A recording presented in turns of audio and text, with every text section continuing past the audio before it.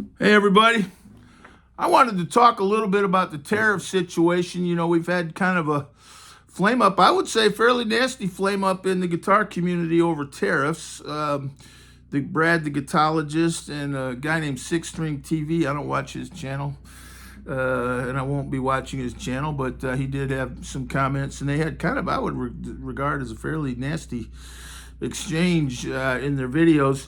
But I've thought about tariffs a little bit, and it's something I've actually thought about for years, and I kind of wanted to just weigh in a little bit on tariffs, in particular, my take, for what it's worth, on how tariffs might or might not affect the guitar industry. Let me just start by saying this is a Donald Trump American Eagle guitar. You know, I bought this last December. It says 45 on there, so this was, they hadn't come out with 47 yet. It says 47, and then it says Make America Great Again. And it's got the American Eagle. It's actually kind of a beautiful guitar. The funny thing is about it, though, it was made in China. You know, and when I bought this guitar, I kind of did a little review of it right away. And man, just those words, Trump guitar, I got like 3,000 views, which is a huge amount for my channel, particularly like in the first couple hours. I mean, I have videos that get thousands of views over a period of years, but to get 1,000, I had like 1,000 views like right away. I wouldn't say all of them were favorable. In fact, one guy said this was a stain on the guitar community. It was a horrible stain, and it was a dishonor to all the guitar players in the country that this guitar even existed, let alone that I was playing it. It's actually not such a bad guitar compared to what people said. I wouldn't compare it to my Martin, but you can play it. But the funny thing is about this guitar, it was made in China. There's a lesson there somewhere. You know, Trump Bibles were, I think, made in another country. You know, it's hard to make things in America, and that kind of goes into our discussion of tariffs a little bit. Maybe that'll change. You know, I hope that changes, and I hope all Americans hope that changes. We should be able to make our own guitars. You know, now this is my guitar that I learned on. This is a Harmony, I think the Harmony 1675, and this is an old hog. Look at the strings coming off the neck of that. But this was like the one I learned on. Now, the one I learned on was destroyed. I mean, I wore that thing out when I was in high school. And I got pretty good on a guitar, just like this one. And I wore it out, and then I left it at my friend's house.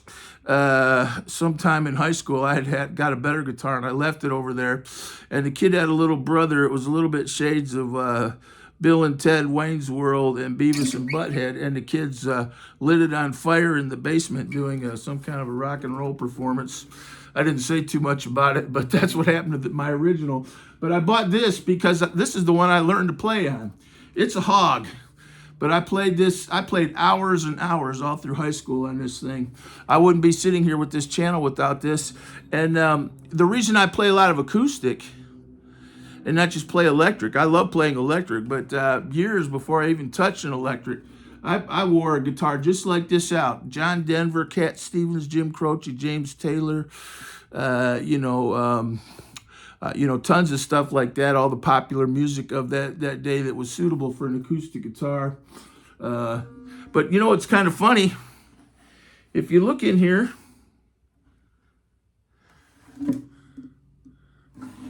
you know what it says right up there on the headstock? Made in the USA. So that guitar says Made in the USA up there. And this guitar was probably made in 1969 or 1970, and it was about as cheap a guitar as you could get that would play. And it was made in the United States. Another American company that made inexpensive guitars back in those days was Kay. And you know, Eric Clapton, his first, I think, his first guitar that he could kind of play rock and roll on, I think, was a K. I think he had a couple others before that, but his first kind of, and Harmony and K's were kind of like, you know, they weren't great guitars, but you could get them in tune and play them, you know. Now on this thing, as soon as you started going up past the fourth or fifth fret, your fingers started to bleed, and the waxing was way off the strings, and you were going to have, intonation problems like crazy. But you know what? It was an American guitar, and it was a student guitar. It was a cheap guitar, CHEAP, cheapo, guitar. And Harmony was a great company. And, not all their guitars were horrible. You can still buy Harmonies today, as a matter of fact. Sometimes they have some nice ones, and they have a nitro finish, some Harmony Electrics. And they're still made in the USA. And so it's not ridiculous. You're not a stupid, idiot if you think we should make more stuff in the United States. And, I was raised in Detroit, and my parents were both English lit teachers, very good English lit teachers, I might add, but in really nice schools in Detroit. But certainly a lot of my friends back in those days, this would be the 60s and 70s, had parents who worked in the Detroit assembly line. And I remember when all the cars were American. I remember when Toyota, they used to say in certain neighborhoods around Detroit, you didn't want to drive through any of those neighborhoods with like a Toyota, because people would throw rocks at your car, where a lot of auto workers lived. And there were definitely a lot of auto workers in those days that, didn't even have high school educations really, and had good middle-class jobs.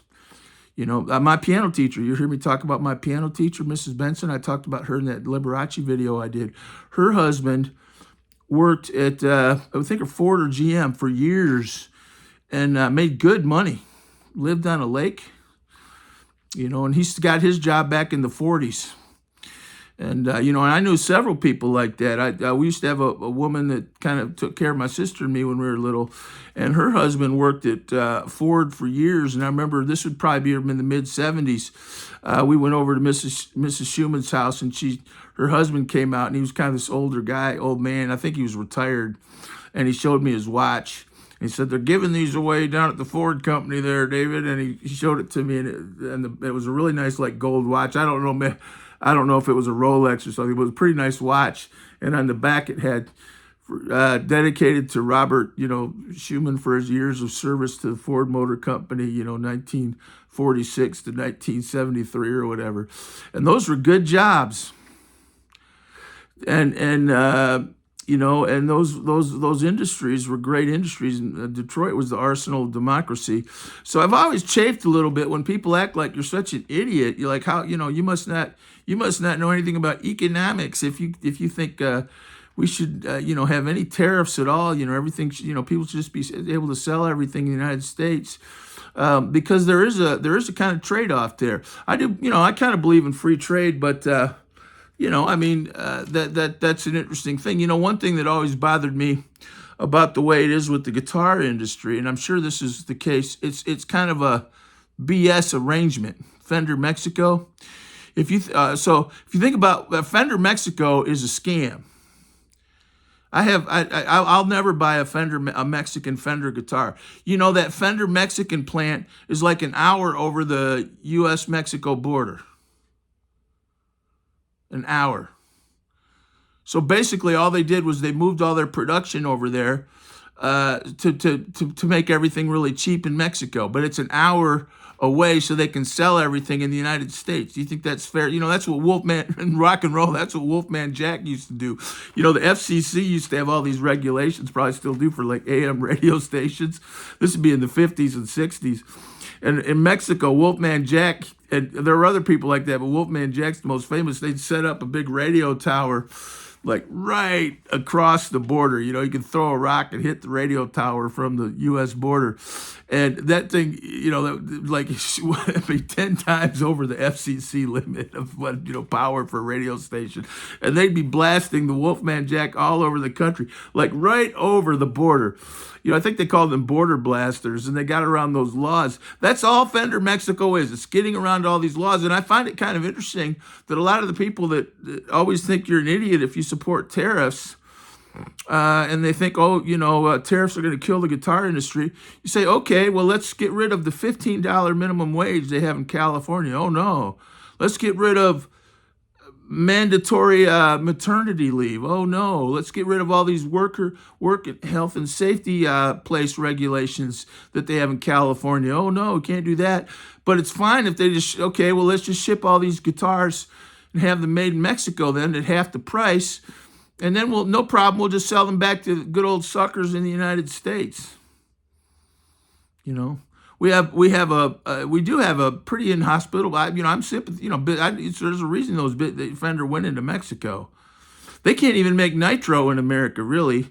I think a lot of the sometimes you'll see some of these Mexican nitro guitars. They always say, or at least some of them are closer to the old '50s nitro specs, because in America, I know in California they have a lot of laws that there didn't used to be about nitrocellulose, but there's so many laws in this country that make things really expensive, and so Fender Mexico, but no problem. You just want to go 45 minutes down the road, cross the border, right by the highway. In fact, I think the highway is called Highway 1. That's the myth, which is the Fender Strat Telly was Highway 1 of the early 2000s.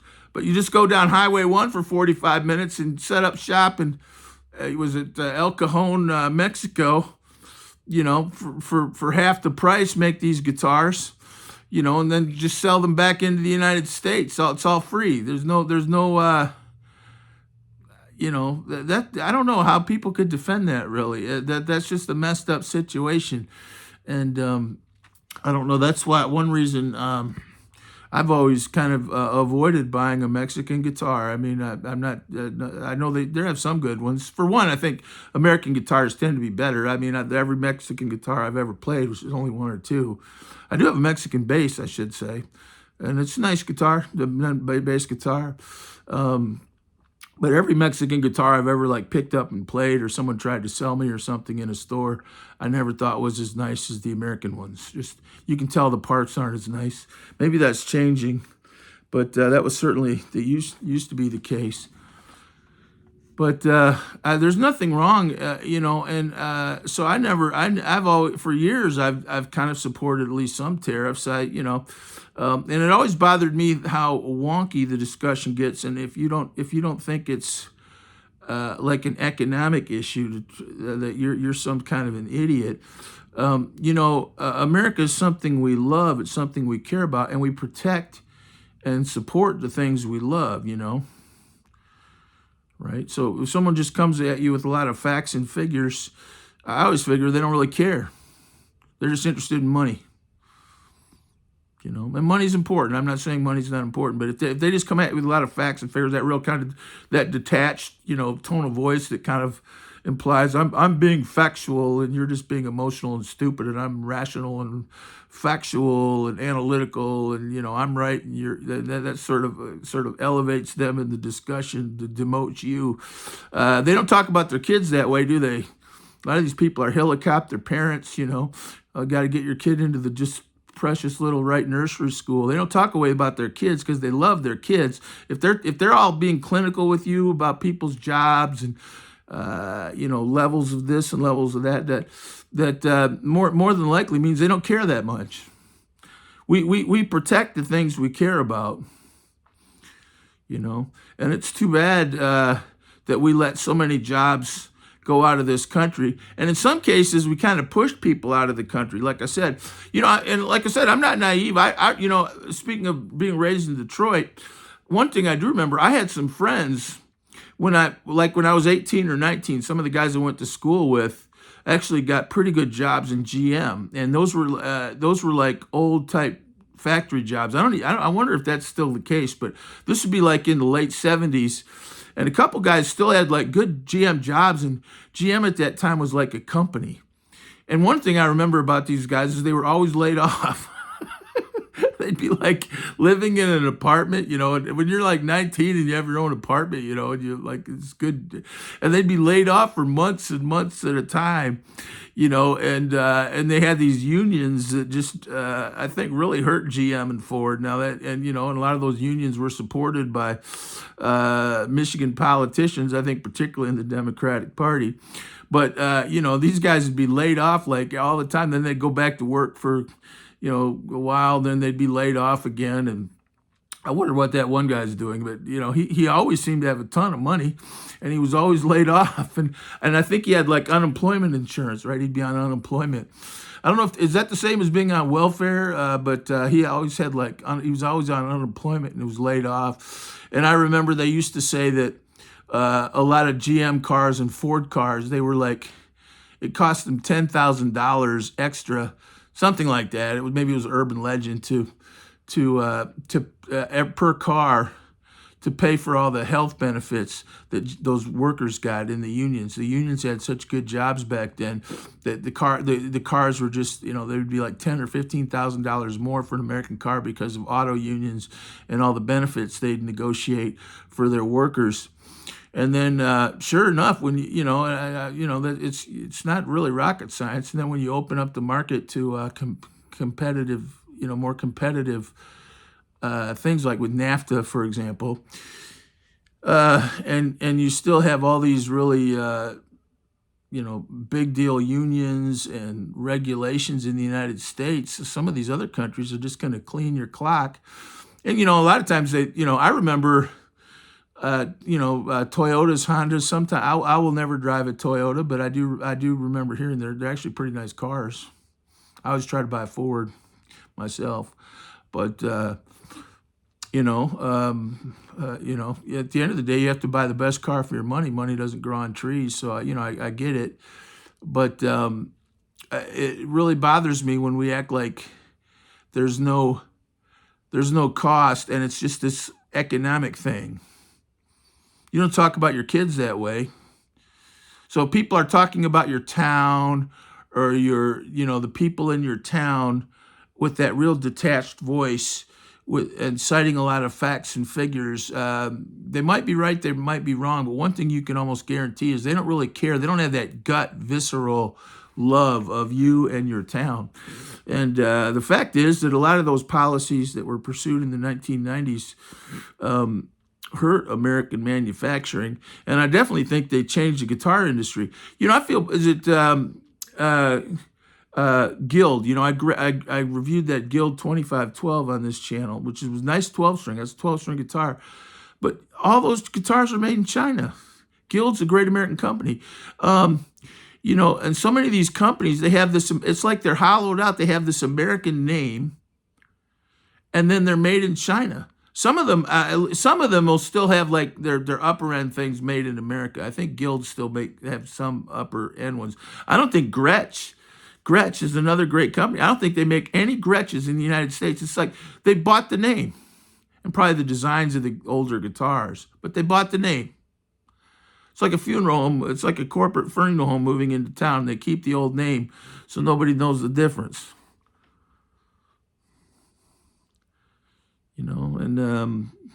So I'm all for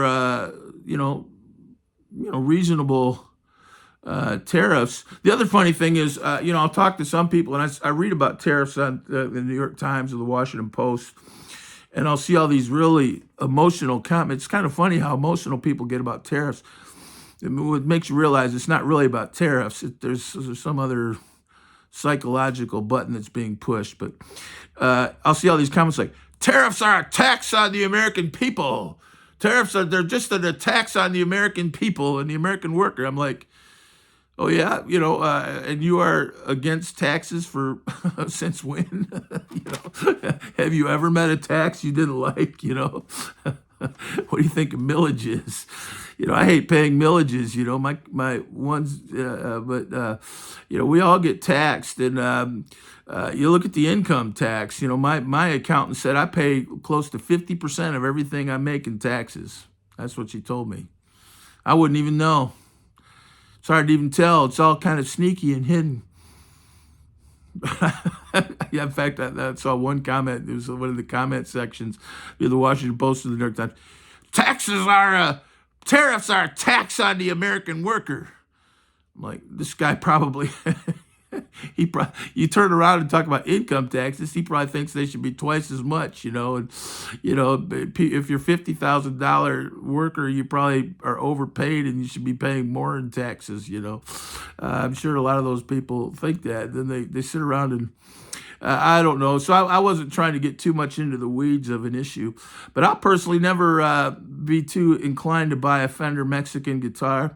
Now I do like Fender Japan, and I think the Fender Japan, there's some logistic reasons why they might make Fender Japan and they sell to the markets in Asia. But when you look at that Fender Mexico, how they're like an hour over the border. I mean, you could leave in a truck from the California factory.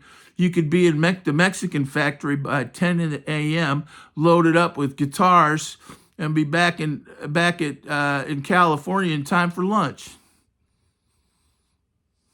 And then look at all those jobs that the Mexicans have that Americans don't have. That's why a lot of times we have a lot of people deep down. I think they see it's kind of like our immigration system. America is supposed to be this really open system, and it's sort of okay if other countries aren't. I really think it's that simple sometimes. It doesn't bother people when Japan, you try to buy an Xbox in Japan or a Ford F-150 or, it doesn't bother people for some reason. Or you try to move to some of these countries and just cross them. You can come into America, you can just cross the border illegally, put your kids in school. And, you got people graduating from college now that were never even supposed to be here in the first place. They're getting scholarships. I'm not trying to be against these people, but I know it's an opportunity and life's complicated. But still, that if you did that in a lot of other countries, you'd go to prison. Just like, I'm a law-abiding person, but yet you moved into the country illegally, enrolled your kids in school, bought a house. Now they're going to college. And America, it's America. We have kind of a double standard. In America, that's supposed to be kind of okay. Well, America's this open land. We're like some kind of clearinghouse. We don't really have a culture of our own, do we? Oh no, everywhere we have multiculturalism, but America doesn't really have its own culture. We're just kind of this open area, this giant economy where you can move and get whatever you can out of it. Sometimes I think America's like a giant beached whale on the beach, and everybody just kind of picks at the bones or something. It's just it's a free for all, and so I do support tariffs, and I don't really think at least reasonable. And I think I like that Scott Bessent. I think he's doing a good job, but I don't think there's anything wrong with some tariffs, certainly, especially if other countries have them. Other countries obviously are very protective of their industries, and certainly.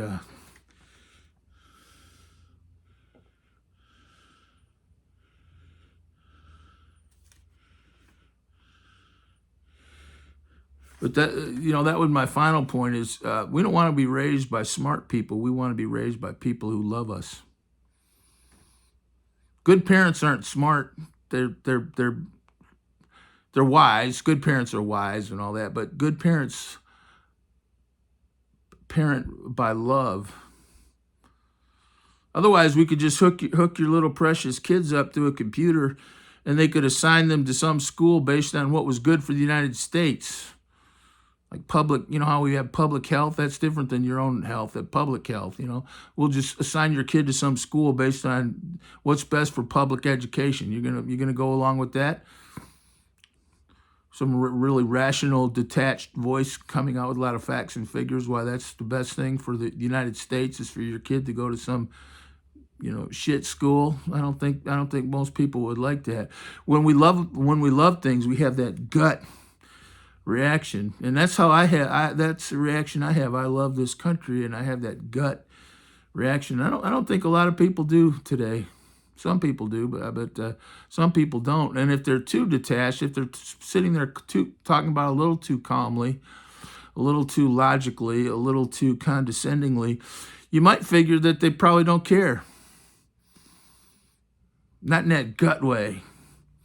In fact, maybe they even think it's good, if they run around using terms like white fragility, check your privilege, systemic racism. They probably think it's good that all these other countries are, selling into the U.S. market, and we're becoming this giant service economy. I'm sure there are probably people who think that's great, especially if they didn't like this country to begin with. But if you love this country, you have that kind of gut, visceral instinct to protect it. By the way, we need taxes. I mean, I don't hear anybody out there saying we don't need taxes. The federal government doesn't need any money. Tariffs are a tax. It's not even really. It's not about some kind of foreign policy or economic policy. It's a tax. That's how the government raises money, and we need money. But it is that gut. When President Trump, Doge came in, I think 300,000 black women lost their job in April, May, March, something like that. And people were really upset. I haven't noticed the government come screeching to a halt. Have you? Seems to be going fine. I mean, it's not like I haven't noticed everything just, shuddering suddenly without 300,000 black women working in the government. But a lot of people care. They have that visceral, hey, these are lives. These are people who lost pensions and opportunities, and their kids were going to school. They might have to move, and I get that. There's nothing wrong with that. That's a good instinct. That's a people instinct. And I remember watching one time, it was a debate, and it was, I think Bill Clinton said the same thing, not coming back. And I used to be able to Google, they're not coming back. No, nothing else, just they're not coming back. And you'd come to it was a Barack Obama quote describing all those jobs, like the ones I was talking about when I was a kid, and he'd say, they're not coming back. That was Barack Obama, and I think Bill Clinton said something like that. And you hear actually a lot of Democrats say those jobs aren't coming back. They're not coming back, and it just sounds so cold, and like deep down they don't give a damn. And then Bill Clinton's idea was, well, let's send everybody, we'll pay for community college. You ever notice there aren't a lot of community college people on the Supreme Court? How many community college people did Barack Obama hire? Oh, all these people that lost their job at GM and Ford, we'll pay for them to go to the little cheapo community college near their house. Nothing wrong with community colleges, by the way, but think about how condescending that is. 300,000 black women lost their job. Well, we'll pay you back to go to community college, maybe cosmetology school. You can go be a cosmetologist to work on cutting people's toenails or something. We'll just retrain you for something else. People's lives get uprooted, and there is a human cost to these things. And I think decent people of all stripes are aware of that, certainly, as we should be. So, but I was watching this Brad, the Guitologist, and the Six String TV. They both made some pretty nasty videos about one another. And a couple other people got mentioned in those videos too. But like I said, I think some people they don't have that gut love of their town. A lot of people don't live in a town anymore. Everybody's a transplant. Everybody's an acultural transplant. So they don't really live. They're not from anywhere. They don't really. They're maybe ambiguous ethnically. They don't really have a nationality.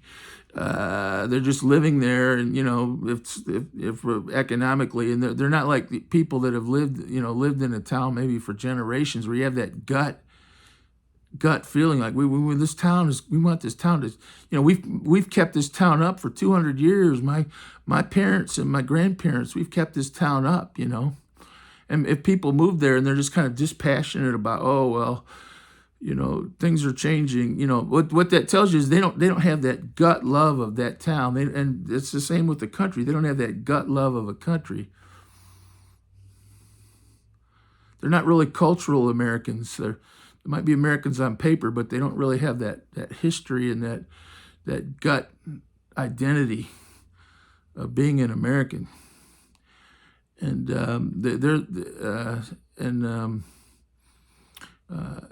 it's really important that when we have nice things, that we keep them up and protect them. And by the way, I don't happen to think, I get it. I like coffee. I don't think there's a whole lot of coffee in the United States. That one six-string TV guy, he talked about, some of the woods and things. And definitely, nobody, I don't think anyone's saying we shouldn't, we should just not have anything come into the United States ever from other countries. Some of the ebonies and mahoganies, African mahogany and things, for sure. Those are great things. But heckorama, there's nothing. I want to protect the country I grew up in. I think a lot of people don't. A lot of people have the opposite impulse, maybe, or they're indifferent. They just see towns as things you move to. If the price is right and if the job is there, you move there. They don't have that gut sense of the town.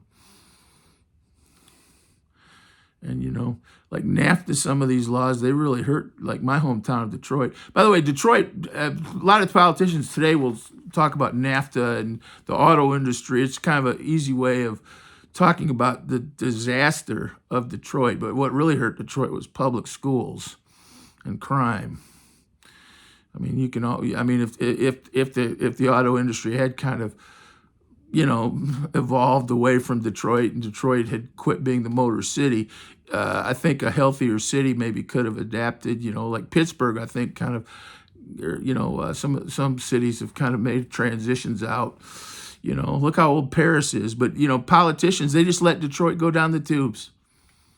Did you ever hear anyone yell about Detroit? Did anyone get canceled for what happened in Detroit? They destroyed 40,000 homes in Detroit, Michigan. A lot of them were built in the 70s and 80s. You know why? Because they were condemned. They were unfixable. Those were practically brand new homes. 40,000 homes. That city's lost 1 million people since I was a baby. And a lot of it was from the decline of the auto industry. There were a lot of other factors too, for sure. But that was never an issue. All these people they just think, with their facts and figures. I never hear them talk about Detroit. If you're so smart, how would you have kept that Detroit from going down the tubes? Go back, we'll put you in a time machine, go back to 1950. Tell me how you'd save Detroit. Tell me how you'd save Baltimore. Bet you have no clue, because I bet you've never really thought about it. You just think, that's what I mean, America's this big land, you just move somewhere else. These places go down the tubes, and you just go to somewhere else. It's like slash and burn. It's like a migratory predator.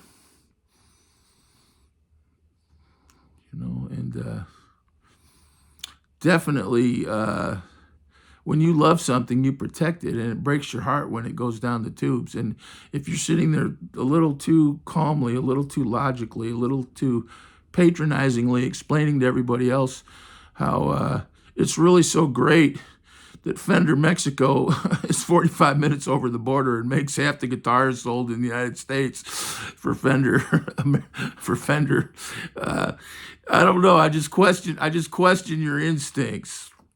I'm not questioning your intellect. I'm questioning your gut. Because we live by our guts. You know that, right? You live by your instincts. And your love. That's how you raise a family. That's how you take care of the people you love. That's how you get up every day. We live by our guts. We live by our instincts.